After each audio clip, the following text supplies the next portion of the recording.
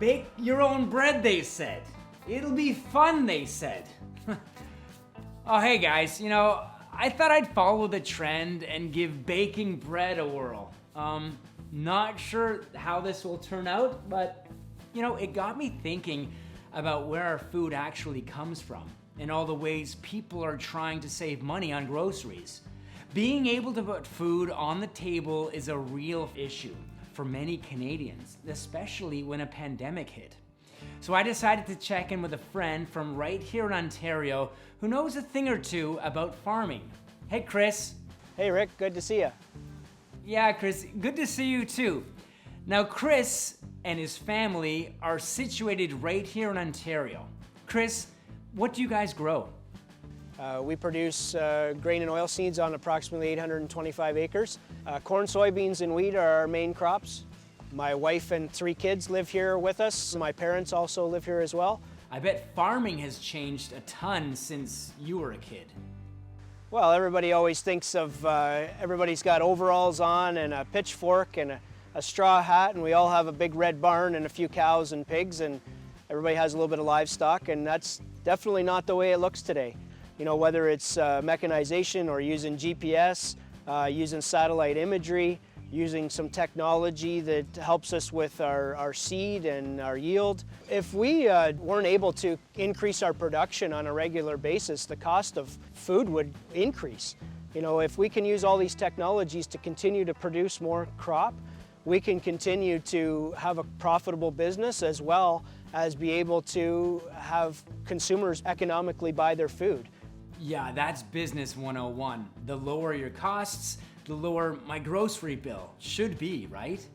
Yes. So we're using lots of technology to try to limit the amount of passes that we do out on the field, which in turn will help us to have a lower cost for the food. We're also using technologies that help us to produce more crop off of less land. So at one time it took a lot more land to produce the amount of crop that we're able to do now, and we continue to build that, and we use an agronomist to help us with that. Agronomists? What's an agronomist? So our agronomist helps us to analyze what we're doing here on the field. They're kind of like a crop doctor. If you get a blood sample, you need someone to read that and make sure that you know what you're doing. We do the same thing with a soil or a tissue sample. Helps us to get the right seed and the right crop into the right field.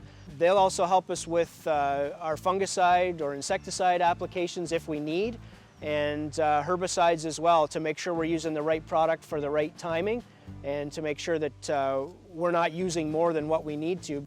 Well, you are definitely poking holes in my perception of what farming today looks like.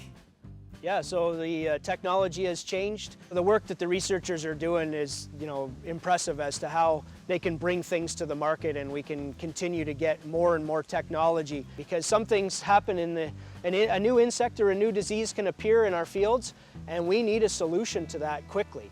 Yeah, there can't be much more to change. I think there's still lots of room, lots of technology to be seen. We expect more technology on the mechanical side of things, as well as what we're seeing in the seed and the pesticides that we're using. Yeah, it's great to hear that even with looking for efficiencies and aiming for bigger harvests, protecting the environment and sustainable farming is still top of mind for you, right?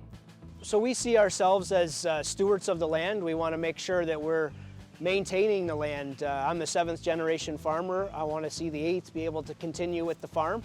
And if we don't look after our soil now, it's going to be a lot more difficult for the next generation to be able to do that.